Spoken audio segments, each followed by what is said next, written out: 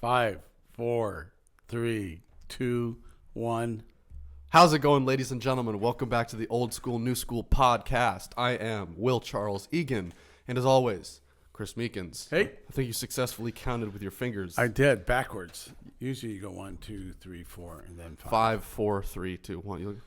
You'll get it. So what would you like to tell our unsubscribers? I would like to say we've been reading our statistics and our analytics, and a good percentage of those who listen are actually subscribed. So thank you. Thank you so much. Thank you. And if you are listening and you're not subscribed, if you like what you hear, please be sure to hit that subscribe button, hit the like button if you like it, and share it with a friend that you think might want to learn about being holy and humble, because this is week 3 of our little mini-series that we're doing, and it is titled Baller for Jesus. Woohoo! This guy wrote the title. I take no blame for that corny title. That was all this guy. It's all me.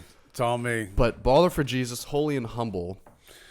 So we're at step, we'll say step 3, but holy and humble. Step 3. Yeah, it's going to be good. So what have you been doing this past week, Chris? Anything Well, fun? we're tying up. So by the time this gets dropped, is that the right word? Dropped, yeah. I will be an owner of a new business. So, Ooh, so it's that's happening on happening. Friday. So Nice. So Cool, I man. believe that I believe it's in a step of obedience. I think God wants me to do it for whatever reason. There you go. And so I'm doing it, and it all goes back to what Pastor Randy said a couple of months ago when he asked his daughter, Yeah. "Why are you doing it?" Because she's really shy. She's behind, and she goes, "God told me to do something, so I decided to obey." Boom. Easy. Simple. Yeah. Go figure. Yeah. And if you want to learn more about being obedient, last week we literally talked about complete obedience. Yeah. So this is perfect tie-in with your real life story. What's going on right now? What's life like being a server? Well, it's a lot of being humble. I'll tell you that much. It's a lot of being humble, especially from boss man, where you show up and you want to do one thing, but he's like, actually, you're going to be here today. And I'm like, oh, No, that's not what I had in plan. So we have these trivia nights because the clubhouse is supposed to have, events every other day. And so we have trivia on Thursdays, but it got moved to Friday, which is, one of the busier nights of the week. And so I was like, I wonder if I could ask the boss that I could be outside, because trivia is only inside, but outside it's just normal seating, whatever. I was like, I'm going to see if I can sit outside because, you make nothing when you do trivia, and you actually make a lot of money on weekends if you're outside especially. And so I was like, I'm going to show up, and Bossman's like, all right, Will's doing trivia with Logan. I'm like, No. I don't want to. I was like, can I please? Like, nope. Everybody else is new, and they're still being trained. The only person that we know can do this correctly is you and this other person. And I was like, okay, great. So just had to put my head down and Be humble and just be like, all right, fine. Let me just be obedient here because it's what I was told to do. So I'm going to do it, even if I don't want to do it. So let's switch gears real quick. And seeing you just mentioned how humble you are. Oh, right, because I'm so great. It's one of my strengths. Yeah, being humble. Uh-huh. What? So you're, you're in the middle of like going to work for a guy that may or may not care He cares about yes. you as a person or what you believe or your writing ability. They don't see it as bringing anything to the table. Right, I'm just a server. Yeah. Meat, fodder. So from a 22-year-old's perspective that works as a server, is trying to work through the next step in life, Right. What is humble? Yeah. Well, humble, especially now when you're young, is smaller things.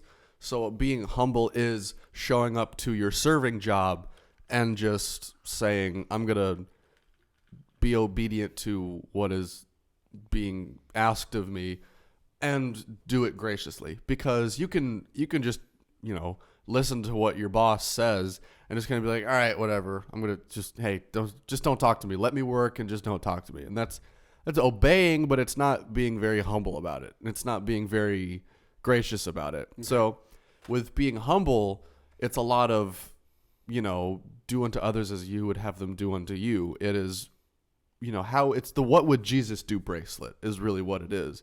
I mean, that's why people wear it. I really should get one. I kind of, it's a great way to let other people know that you're a Christian, because now the cross tattoo means nothing or the cross necklace means nothing. So, but if you're actually wanting to be over the top about showing everybody you're Christian, WWJD bracelets are the way to go. But I think the way to do it is really to literally ask, what would Jesus do in this situation? Okay. I mean, Jesus was known as being a very, very humble person.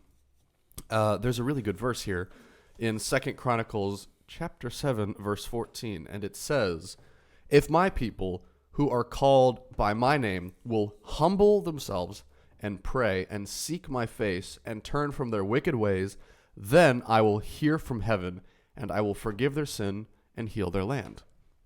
Okay, so it sounds like if you listen and obey God, if you humble yourself and if you genuinely seek him, things will probably go well for you. The Lord will bless you. Right. And maybe he will bless you in a way that you might not expect. Because that certainly happens to me, from just humbling myself and saying whatever. Can I tell a story? Yes, but let me just say this. Yes. I think that humbling yourself, it's as much as we seem pretty arrogant, which we are. We are, yes. There's also one of my biggest strengths is my humility. No, I'm joking about that. I'm the most humble person. Everybody knows. Everybody knows. I'm very humble. I'm the most humble ever was. Right. There's a place where I kind of know that without God's favor, Right. But I know that I love having fun. I know I'm playing. And so there's people that seem like they're arrogant. Right. Two in particular. But there's some truth to, we're doing this only because we want to be fun. We want to have enjoyment because we want to bridge a gap. Right. And so don't get humility as in being humble is like, okay, Right. woe with me. Mm-hmm. I'm just a little guy. Yeah. I don't even deserve to be on this microphone that I paid for. Right. Yeah. I have no place here. Yes. It's just being the little shy and quiet. That's not what we're talking about. Right. Okay. Yeah. Humbleness doesn't have to be, I'm going to, completely rid of myself and just have everybody walk all over me. Yeah. There is standing up for yourself, and there is being unapologetically you, but you can also be humble in that. You're like, but for the glory of God, I wouldn't have had the money to pay for this microphone. Absolutely. Great example. Yeah. So go ahead, your story. Yeah. So the other day, from my serving job, it was the end of a work week, and I was just half dead. And I was like, oh my gosh, I wish I could just unwind. And I was doing, I work at a clubhouse, and there's like a pool outside, and there's a hot tub. And I was like, oh, I wish we could use the hot tub, but we can't use the amenities there because we work there. And I was just like telling my coworker, I was like, man, I could really use a dip in a hot tub right now. He's like, there's one at my neighborhood. I'm like, whoa, that's neat. He's like, do you want to go? I'm like, that was kind of what I was insinuating. He's Yes. like, let's go. So after work, he's like, well, real quick, I do want to kind of hit the basketball court.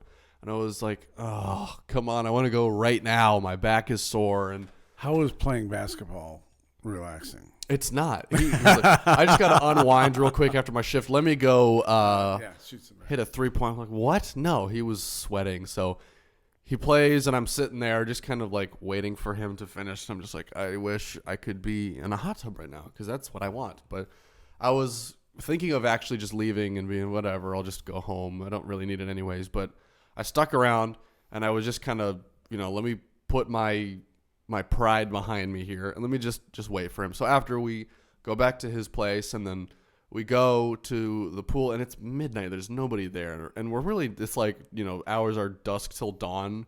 So you're not supposed to really, but there's nobody there. And I doubt the HOA will come and cut our heads off. So we're fine. The president of the HOA has already been in bed for 3 hours. Right, exactly. By Maybe then, 4. she's already asleep. So I was in the hot tub, and I was just like, oh my gosh. And we're just talking, having normal conversation, and then it just naturally comes up. I start witnessing to him for over an hour and a half, and we have this amazing conversation. He tells me all these crazy stories, and I'm able to point them back to God.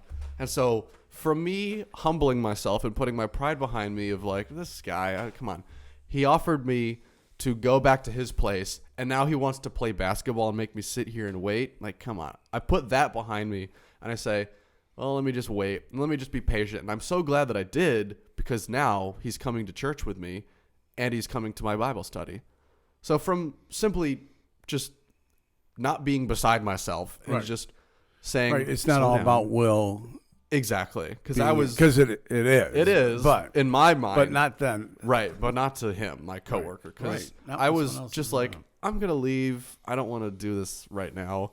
But I'm glad that I was patient, because I got to witness an eternal reward. I got to see something that was a lot bigger than myself. Right. From an hour conversation. And while sitting in a hot tub. Yeah. Which is what you wanted to do. Exactly. So I got what I wanted, and the Lord got what he wanted from obeying. And sometimes you'll have things like that happen. I think you should. This is what you're not supposed to do when you're talking to someone. I think you would right. Talk to your mom and tell her that you need a hot tub for the new house. Yeah, that'd be a great ministerial. If you're listening to Mom. Mom's definitely listening to this, and it's a great ministerial opportunity to have a hot tub in the back, because then we can invite people over. It's like, yeah, we're just gonna relax, and then I share the gospel with them. Yeah, I'm not a hot tub kind of guy. No. As long as we're 5 feet apart, we're okay. That's we're not accidentally brushing feet. I saw this this house that had a jacuzzi pool, a jacuzzi. Yeah, something like that. Whoa. It was like amazing. Like a giant hot tub. Giant. Whoa. Like the size of this room. It was actually. I need one of those. It was like pretty sweet. Dang. It was an expensive house. Oh yeah. Which is why I don't own it. Right. May I share a story? By all means. This is your podcast just as much as it's mine. Yes. 50-50. Right. We're gonna have to get a clock like when they play chess. Yeah. Right. This is my turn to go.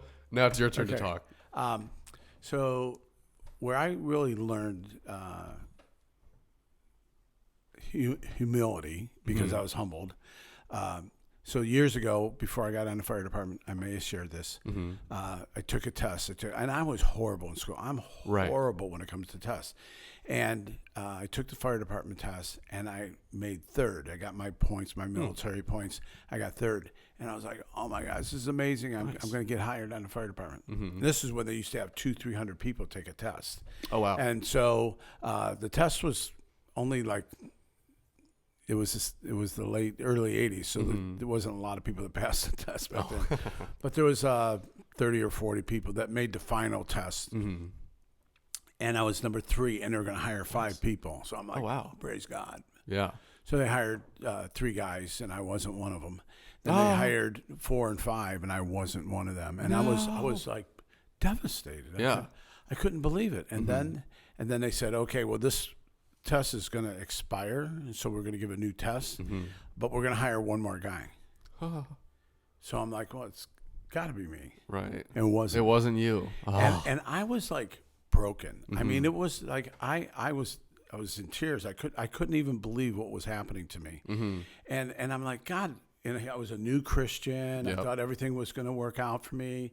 I was working for these bricklayers, being a mason, a laborer, and I went to a prayer meeting, and the only thing I could get out of my mouth was God, because I was broken, because I was just devastated. Yeah, at the end of yourself. So they gave another test, and I was number 3 on it again. Dang. You got a thing for 3s. I was like, God, you got to be kidding me. Right. And they hired another guy that was below me. What? Yeah, and it was horrible.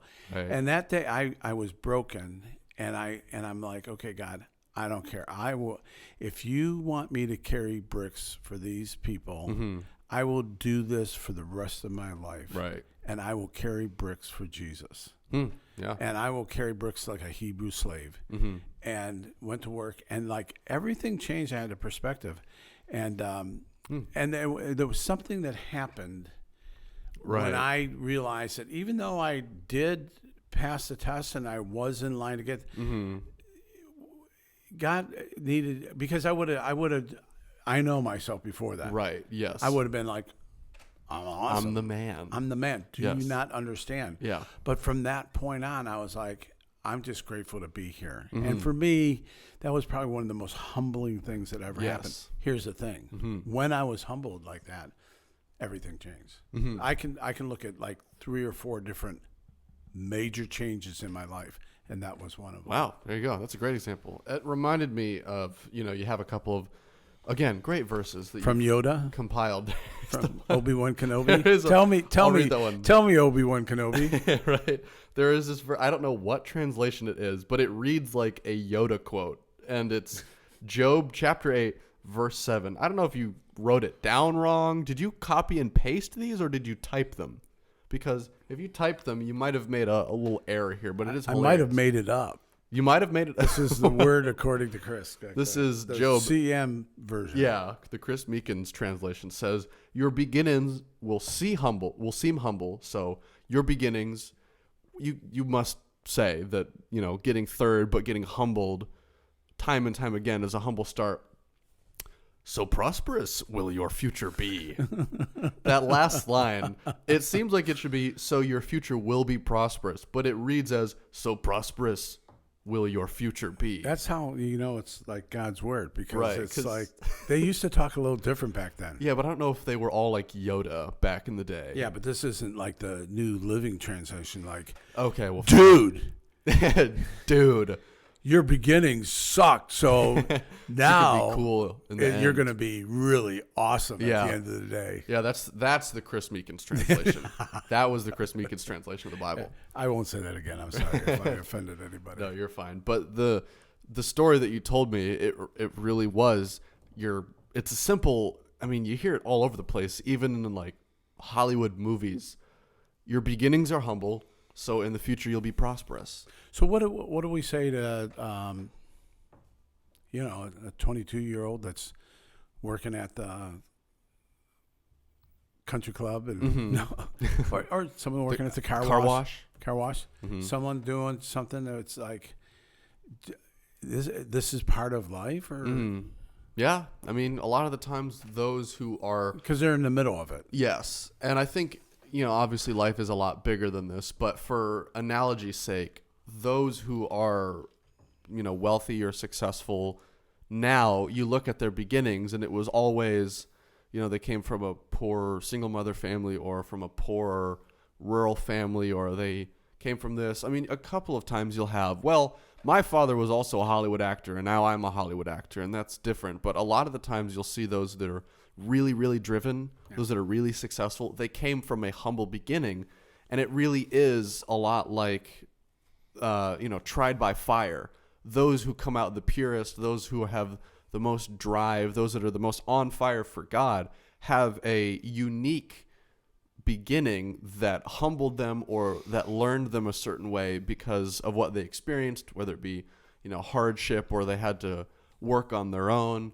Oftentimes you'll find those people who are struggling at the beginning, in the end they become the purest form of gold because of how they were put through the crucible and how they were melted down and purified because of that that purifying fire, as it says. And so I would say to anybody that is at a place in life where they feel like work is grueling or life is boring and this is depressing, be patient and humble now and learn to do what you have now well, so that in the future you can show God that you can be trusted with more.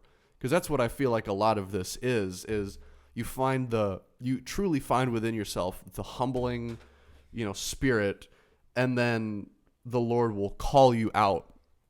And, that's kind of how the story of David was. He was a shepherd boy, and he, for years, even after being anointed, he still continued to do menial labor. He would bring his older brothers, who were these great warriors, he'd bring them bread and cheese on the battlefield, or he would tend to the sheep and just write simple songs. And through that... And it was never going to get better from the world's perspective. Right, exactly. He was the youngest. He was a shepherd. He was the youngest son. Exactly. So from that worldview, especially if you're, the ancient Jewish context, if you're the youngest son and you're a shepherd, you're probably going to be nothing. But he ends up being King David because he was humble now at the beginning, and he was prosperous in the future. Let me say two things. One is our pastor, Pastor Randy, and then my pastor up in Cleveland, Pastor Jonathan.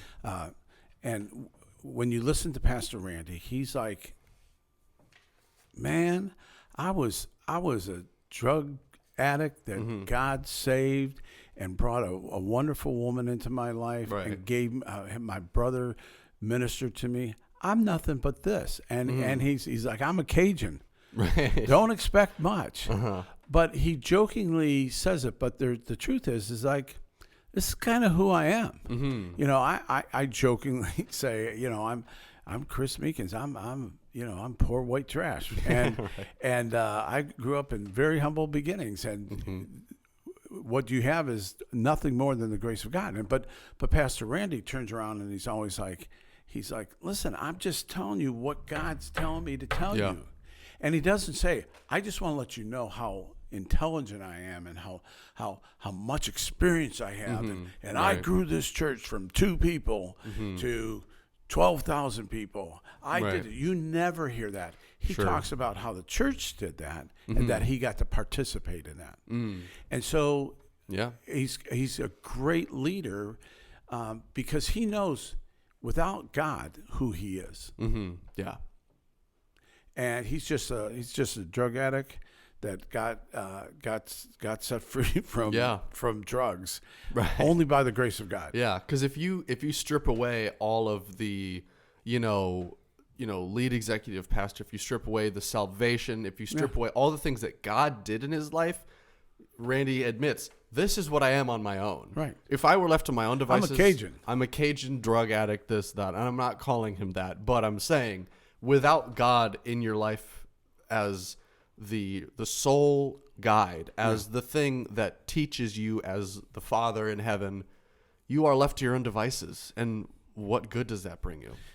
The second example I have is Pastor Jonathan, which he was a pastor's kid, and that he, in all honesty, he could be the smartest person I know. I don't know a lot of people, if you're listening, Jonathan, but no, he's like brilliant. He's one of these guys that when you're talking to him, you actually believe that he's interested and he loves you. Wow. I mean, you, and there's 4,000 people there, and you're talking to you, and people are walking by, never breaks eye contact with you. And he would meet people. 2 years later, they'd show up and say, "Oh, hey, your name's John, and how's your mom doing? You were going through a hard time." And they're like, "Duh, yeah, you remember?" Just one of these guys. And he would. I asked him when he first started coming on staff, "Is there like a secret website for pastors to write messages that you pull them off because they're so good?" And it's just one of these guys. Yet he never ever holds that over your head. He never ever says. It's like he's like, God just gave me this gift, and I'm here to share it with you, and you can do whatever you want to do with it. Yeah. But this is what God's doing. And one time, I used to have an anger issue. Oh, sure. Yeah. Can you tell? A little bit. And I wrote him this email that was scathing. I was just. Oh gosh, really? And boom, I was wrong. He met with me afterwards, and he's like, "Chris, when you do that, I don't know why I'm telling the story, but when you do that, we're not thinking about the subject you wrote to me, whether it's true or not. It's the way you did it and how mean you were in doing that. And now we can't talk about the problem because we have to talk about your heart issue." Yeah. And you're like, he's yelling at you. He's not yelling at you, but he's rebuking you. And you're like, "Thank you, Jonathan. You're so good to me." Because he had a genuine love for me. Right. He ended up giving me a sheet with 8 steps that I'd need to take before I was allowed to send him an email. But it was actually really humble. Yes. He was like, I'm not saying that you don't matter. I'm saying that in love, you've got to do some things, and I'm going to help you do that, rather than saying, "Hey, you're just being bad." And so I think part of being humble is being holy. And I think that when I and that's why they're together. They're holy men of God. Yeah. I mean, when I think of Randy and I think of, his teachings, they're good. It's absolutely good stuff. So what is being holy? Because we live in a world Right. that's like, holy's kind of cool. I'm allowed to be on edge. Right. Guilty. Yeah, all of us. Guilty. Mm-hmm. And God's really pushed on me that you need to work on being a little bit more holy. Yeah. So if you were to say, how could I be more holy, Chris, I'm going to give you permission. What would I have to do to be more holy? Well, I can tell you what being holy is. Because it says in the Bible, it says, I am the Lord your God. Consecrate yourselves and be holy because I am holy. I think that's the real important part to this verse is consecrate yourself, be holy because I'm holy. So if you want the short answer, why should I be holy? Well, because God's holy. It's like, well, okay, yeah. Yeah, but how do you do that? Right. I mean, I'm not God Yes. to most people. Fair enough. I am the Lord who brought you up out of Egypt to be your God. Therefore, be holy because I am holy. There it is again. And you could also say you need to be holy because the Lord has done so much for you. You know, he brought you out of Egypt and I have called you to this. But what does it look like to be holy? You have another In 2023. Right, yeah. You have another day. It's going to be here in the future, above reproach. I think that's a really good, obviously it's still in a couple of weeks, but that's a good, starting off point for defining being holy. It's not that I am perfect. It is not that I am, I've got it all figured out.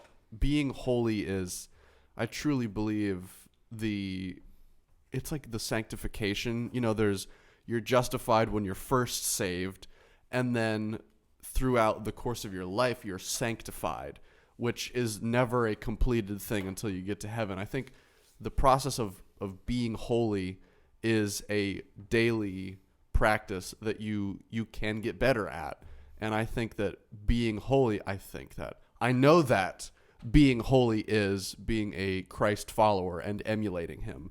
What were the things that Christ did? I know that. Or said, absolutely. Oh, especially. I know that Christ behaved a certain way. If you read through the New Testament, if you just follow his life and you follow his teachings, which you find Matthew, Mark, Luke, and John. Is that why they say start with John when you're a new Start believer? with John? Yeah. I've heard start with Mark. I've heard start with all of them. Yeah. But yeah, a good one for somebody that's never had any religious background is start with John, because it's kind of like, Jesus is God, and then Matthew is sort of it's more specific to the Jews.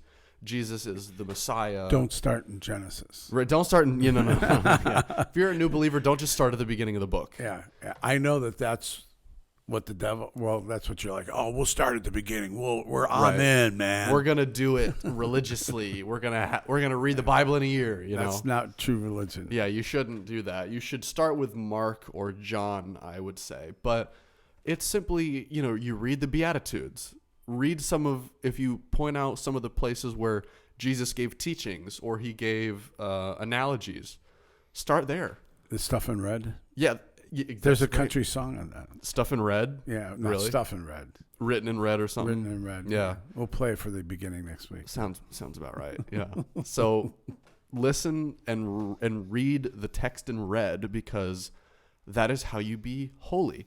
You put yourself before God, you kneel at his feet, you turn away from the things of the world, and you say, I'm going to be Christ-like. And you continue to do that every day, and you get better at it, and you learn new ways, because you can't figure it all out like that. No. I think with something like being holy, it's like, yes, once you are holy, there is no, I am 10% holy or I'm 100% holy. It's like, yeah, you're holy, but you don't have I don't have all the knowledge that you have. I think with... Yeah, you do.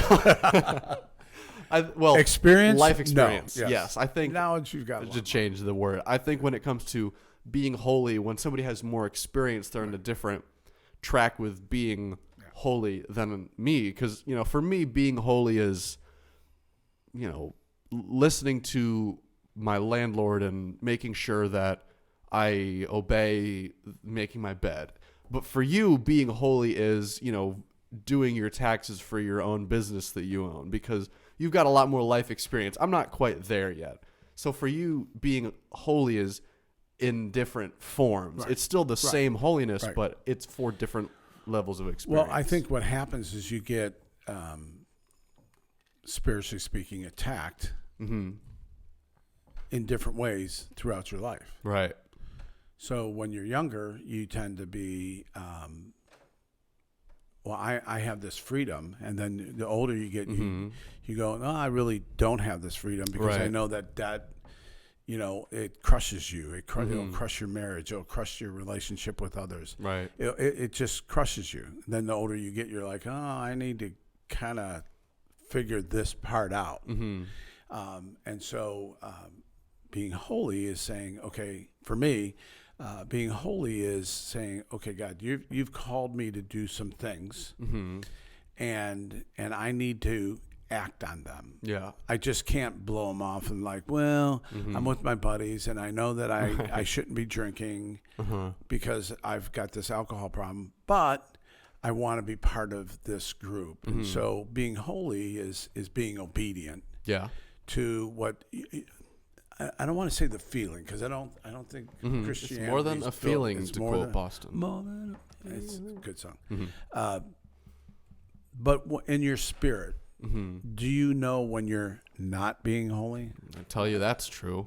Yeah, it's called conviction. Okay. There's a spirit of conviction when you become not a seasoned Christian, but when you have a little bit, because I don't think there is such a thing as a seasoned Christian. Once you become a seasoned Christian, you're dead, because that means that you've made it to the end of the road. But when you have a couple, let's just say a couple of years under your belt, you start to really fine tune your like spiritual antenna or radar, and you can start to pick up on spirits of conviction and things. So if I say, I've had a couple of times where I'll say something and immediately I'll be like, I should not have said that. That was a boneheaded thing for me to say. That was stupid because it wasn't very Christ-like. Jesus wouldn't have done that, and it didn't represent God well. So if I'm like, not swearing, because I don't have as much of an issue with swearing, but if I'm going to swear at somebody and curse them out, then I would probably be like, would Jesus do that? Is that representative of God's kingdom? And if they were, okay, so here's one. So before you were born, they when ATMs first started appearing. Yeah. It was a long time ago. And I was like, I'm not going to no stupid ATM. I want a person. Yes.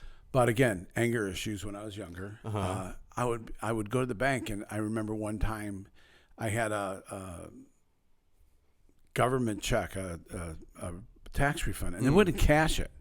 I'm like, well, where am I supposed to cash this check? And I'm giving this bank teller a crap. I mean, I'm just, and so I figure, I go, I can walk outside and I can put it in the ATM and the ATM will take it. Why can't you do it? Here I am being this great guy and keeping you your job. Again, when you're on a rage, who knows where it's going? Train kept rolling. Oh yeah. But all that to say is, at the time I was newer in my faith, and I always felt that I would go early to church and I would open the door. This is before greeters were around, and I would open the door and I'd say, "Hey, welcome to Grace Church. Come on in." My whole philosophy: love them and leave them. Hi, how are you? I love you. Get the hell out of the way. Get in church. And I'd shake people's hands. And Joyce says to me afterwards, this bank incident, she goes, what would you do if that woman walks into church next Sunday? And you're greeting, hi, how are you? Right. And I'm like, that wasn't a very godly way to handle that. So I need to be holy in what I do. What is being holy? In that case is treating someone with respect. Yeah, simple as that. In another case, it's treating a server with respect. In another way, it's telling someone the truth that they really don't necessarily want to hear with respect. Yeah. And so I think being holy is, it keeps on going back to the same thing. It's being obedient to doing what God's... I was noticing the same thing. I was like, I keep saying being obedient. Well, it's good that that was last week. I think you've put this in a perfect order. I really would have liked to meet Anger Issues Chris. Oh my I've never known that Chris. I've only ever known this happy-go-lucky guy. You wouldn't have wanted to meet this, Chris. Oh no, it was fun, man. Oh, If, as long as the anger wasn't being directed for you. I mean, I mean, at the fire station, I'd jack people up. I mean, out against the wall. I mean, I'd lose my mind. Oh yeah, I'd lose my mind. It was over like I would see red. Right. Oh yeah. And it was a problem because here I am witnessing to these guys for years, and then all of a sudden this guy, I don't even want to go into. I'm gonna get mad thinking about it, got into my face, yelling at me on the ground. I'm like rolling up hose, and he's like, and something else happened. He was hiding during the fire. Oh boy. And I, boom, saw red, and I'm walking across. But anyway, yeah, I don't relish in my sin. Right. Fair enough. But I needed to. God was like, you have no right to be angry at someone because you don't even know what's going on. Right. And it was humbling myself, going, okay, I have to control myself. Yeah. And be humbled because I'm not important than whatever this person is going through. Do I need to speak truth sometimes? Absolutely. Yes. But being holy and humble, it's if we want to reach our community, our association, your neighborhood, they're going to say, "Hey, there's something going on with those two guys over there. They're really nice guys. There's not a big parties in there, and there's something about their demeanor." And then all of a sudden they'll, like, especially around here, my association, someone will swear and they say, "Oh, I'm sorry, I didn't mean to swear." I'm like, I don't care. I don't care. But they see you as a holy man of God. Yes. And I think there is something to, the verse of remove the plank in your own eye before you remove the speck in someone else's eye. Being holy is being in a place where you're not above somebody, but you live your life in a place where you take care of your own self. You clean out your closet before you go clean out somebody else's closet. And that's a huge part of being holy, is being able to impact others. Because if you aren't holy and you try to fix somebody else, they're going to see it and they're going to go, hey man, who are you to talk? Hey man, won't you leave me alone? Exactly. Hey man, won't you leave me alone because you're not holy, and what am I supposed to learn from you? One of my favorites, Ephesians 2:21. It says we are carefully joined together in Him, becoming a holy temple for the Lord. Yeah. Talk a little bit about being in community and humility and humble and holy and all that good stuff. Yeah, especially when you're in community and you become the temple for the Lord, or now we say the church, the body of Christ. When you're in community, it's a lot easier to be holy and humble because you've got, those accountability people. That's a huge word in the Christian zeitgeist these days, is accountability partners. It's like, well, what is that? Well, that is somebody that that will hold you accountable for a holy lifestyle. And so you become... And it's just stuff that you said you wanted to do. Yes, absolutely. So if I say, I want to be this, but I know I'm not going to be able to do it on my own, help keep me from, swearing at my friends, or my, cursing somebody out, or being angry. Help me out with that. Okay, I'm going to hold you to that. I'm going to constantly send you messages. How are you doing today? Anything make you mad today? You want to talk about it? And you have that body around you to help lift you up, and you make one another holy and humble. All right, iron sharpens iron. And you need to have that body around you. I believe it is the utmost importance to have the church body around you, whether it be a small group or a church group, or going to church on Sundays, or serving at the Wednesday night group or something like that, to constantly build one another up. Because doing the faith on your own is kind of hard. Yeah. It's a little difficult. And being humble, I know, again, we're talking about Jonathan and Pastor Randy. They have people around them. Absolutely. And I'm pretty sure sometimes people will ask them a question saying, dude, what's with that? Yeah. Why did you say that? I'm just saying, it was pretty arrogant. Yeah, hold them to a Christ-like standard. It's hard saying it to those people. Yes. But I have. Yeah, right. Because you don't want to have yes men. Which is why I'm now down here in Florida, and I'm not with my pastor. That's not a true statement. No, yeah. But like in small group, I've never been in a small group with you other than at the high school group. Sure. But when you go to a small group, it's not like you're quiet and sitting there going, I mean, you speak. Right. Speak up. Just don't speak out of turn. Obviously, don't interrupt people. But yeah, you're allowed to speak and share things. And that's not being arrogant. No, you're just commanding being the room. humble by saying, I kind of know this answer and I want to share it with you. Yes. Yeah, there comes a place where, because I'm very extroverted, you still can be humble and, not loud, but a present speaker at the same time. So if you like sharing, that's fine. Just don't only share about yourself. Right. Learn to listen. Or all these people are listening to me. They must want to know more. Yeah, right. Yeah. So shut up. Let me make sure I get it right. I tell this to Will every time we start. I'm like, I'm sorry I talk too much. You do. It's fine. I'm sure if you go back through the transcript, it's pretty 50-50. We're going to get a timer like the chess people. Yeah. Like a chess match. That would get so annoying, and we'd forget about it so quickly. Oh, yeah. Yeah. It would just, you would hit it one time, and then I'd forget it, and it would just be like 30 minutes on your side. You talk the whole time. See, I told you, Chris. You keep talking. So the benefits of holy and humble, let's go back to the verse. If my people who are called by my name will humble themselves and pray and seek my face and turn from their wicked ways, I will hear from them and I will forgive their sin and heal their land. And so what would you say to someone that's like, I know God had me listening to this podcast for this reason today. What would you say to them about this and what they could do next?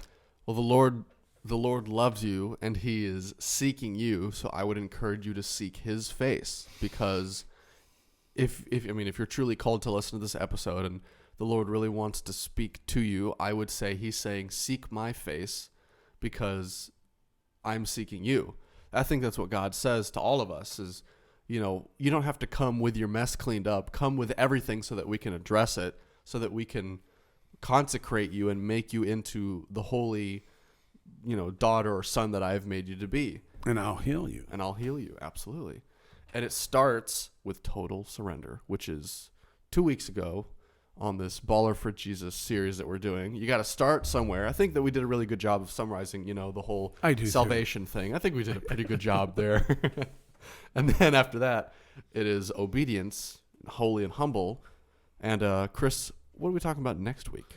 Well, next week will be total dependence. And so trying to do this on your own is pretty much near impossible. And so it's like, okay, God, I need you. Yeah, I need Go you, back to the God. beginning, this car wash. I'm like, God, I have sabotaged pretty much everything in my life. Yeah. At one time or another, I've had successes, but on the other hand, I'm stepping into a place where I've never been before. I'm going to own a business. I'm going to have employees. I'm going to have a partner. I'm spending a lot of money. Right. And I'm like, why would I do this? I need your help. And I think God wants to be part of that. Absolutely. He wants that. And so without dependence on him, because we've always depended on ourselves. What do we grow up when you're growing up? Figure it out, Will. Yeah, especially being an only child. It was all me. I got to do it myself. I just rediscovered. I had this little mini camera. Sorry, Lisa. It's fine. Mom did a great job. I just rediscovered this little mini camcorder that I used to have as a kid. It's called like a micro flip or something. And it was my first camera. And I was going back and watching some of these recordings. I was like, oh my gosh, I was such an only child. I was so weird. I must have gotten so bored because there were like these little 3-second clips on this camera of me just like screaming alone in my room all by myself. And I would do this all day. And it's just like, I was such an only child. Yeah. But that's who I was. But there's a lot of only childs that are very, very, very successful. Yeah. And I think God's got his hand on you. We'll see where it goes. Well, I think that's it. Yeah. Thank you so much for listening. Again, please make sure to like the video if you enjoy this conversation. Hit that subscribe button if you want to keep hearing from us. We'd love it. There's a little bell. Send us an email. Yeah, we have an email in the description if you want to ask us questions. There's a little bell next to the subscribe button if you want to get notifications for whenever we drop an episode. And be sure to share and all that good stuff. Let the people know the Old School, New School podcast. God bless you. We'll see you next week.